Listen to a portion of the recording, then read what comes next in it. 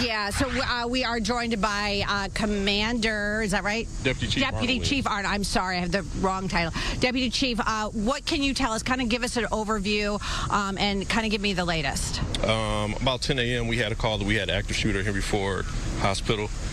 Units got to the scene. We started an investigation. We started going right into our active shooter protocols. We were able to go into the building, locate a female who was shot fatally, and then we were able to build out the story from there. Currently, we're still clearing the hospital to make sure there are no other victims possibly located anywhere else in the hospital.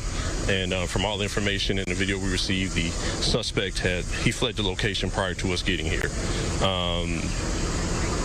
When the officers got here, you can see we still have the area pretty much cordoned off. We are putting out information that our suspect is in his 50s. His name is Mario Green. He fled this location in a white Charger, I'm sorry. So that's pretty much where we are right now. So we're looking for him. We know who he is. We have his identity, and we'll be probably releasing this picture to the media very soon. Yeah, and I do believe we have that picture. I know described as 6'4", wearing black, a gold chain, pink backpack. Obviously, that is someone who would definitely stand out in the crowd if he's still wearing that, and also because he is so tall. Yes, that's 100% true. And obviously, you guys have cleared. You know that he's not here, but I imagine using all your assets trying to find him throughout the entire Metro Detroit area and beyond. That's exactly correct. Here we have a lot of federal partners. We have the ATF, we have state police, we have Southfield Police, we have police from all agencies here, as well as the fire department here at this location, but we're also actively looking for him in a couple different locations as well.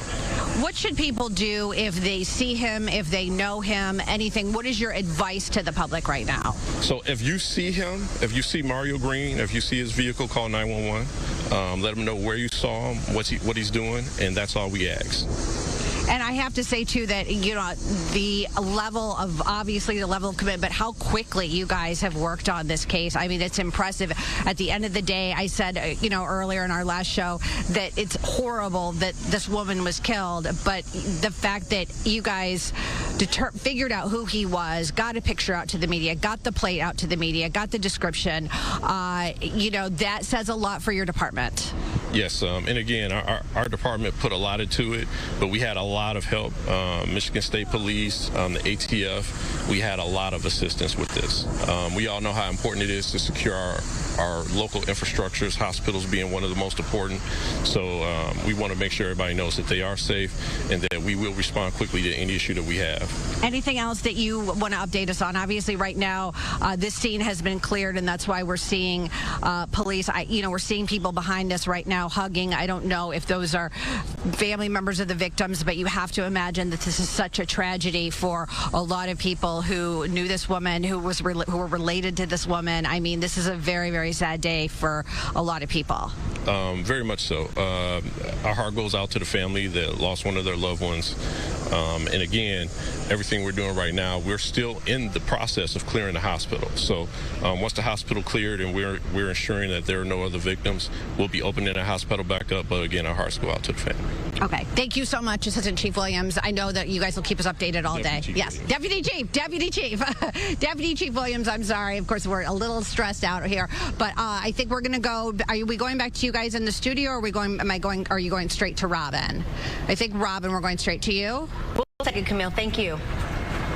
Okay. All right, so let's detail what we know so far. 65-year-old suspect. His name is Mario Green. Shots were fired in the basement of Henry Ford's main campus, and he was targeting his ex-wife, who is now dead. This happened in the basement of the hospital. He left out the front door by way of a 2011 Dodge Charger. It is white. He is 6'4". He's wearing black and gold chain as well as a black shirt. He's a resident of West Bloomfield. You see the license plate number right there on your screen. That's right. He was in a white Dodge Charger. So police are looking for this vehicle. It's unknown if He's still in this vehicle, but this is when he left the hospital, just presumably walked out. There was a lockdown in the area that has now been lifted. We, again, at least thankful that police know who they're looking for. They are confident that they will be able to find him quickly. Robin Murdoch also on the scene this morning. Robin, we'll send it over to you. What have you learned? Well, we are still waiting for police to find the suspect, to track down the suspect, Marielle and Lee. We have been out here since even before this shooting happened. My photographer and I were actually covering a different shooting just down the road about a mile away when two men were shot in a drive-by shooting. They drove themselves here to Henry Ford Hospital to seek treatment. One of them died. The other is still undergoing treatment. So we're following up on that story when just around 10 o'clock this morning, we started to see just a rush of officers arriving here at the scene at Henry Ford Hospital. My photographer immediately jumped out of the truck because he could sense that this wasn't just your usual emergency. There was something more to this. He jumped out of the truck and started shooting, and now we know that one woman was killed as a result of what happened out here this morning. The search does continue for her ex-husband at this hour. Now, throughout the morning, I have been talking to people inside. I know people inside. They were texting me trying to get information about exactly what happened out here. They said that it was a very frightening experience being on lockdown inside of the hospital and really just not knowing what was going on. And then just a few moments ago, in the last half hour or so, I did talk to a gentleman who was inside of the hospital with his girlfriend. She was preparing to have a baby. They were going to have a child at the hospital when it was on lockdown this morning. Just a very frightening experience for him as well. He was in the elevator when all of a sudden he realized that they were on lockdown, saw all of the activity happening around him. He could see the officers rushing around. He could see, just everybody changing, how they were acting. Their behavior just changed immediately. Take a listen to what he had to say just a short time ago. Just to hear that a woman lost her life at the hospital where she works, it's just so sad to hear something like that happen because, too, they tell us, this is one of the safest hospitals in Detroit and Michigan to have kids and, have a baby, and it's just to hear something like this happening at the hospital is it was just overwhelming. We have been talking about shootings so much in the Detroit area, on the east side, the west side, really all over. And this is just another one that Detroit police are now dealing with. But this one is inside of a hospital, which is pretty rare. A couple months ago, we did have a shooting in a parking garage at Corwell Health in Troy. It just proves, it just goes to show that these situations can happen anywhere at any time. The chief of police earlier saying that this is no longer an active shooting scene, but it is an active crime scene at Henry Ford Hospital. So they're going to be out here. They're continuing to clear the forest just to make sure there are no other victims. But just a very sad situation out here at Henry Ford Hospital that is affecting so many people, from the staff to the people who are undergoing care here. Everybody just at a huge loss right now. Back to you guys.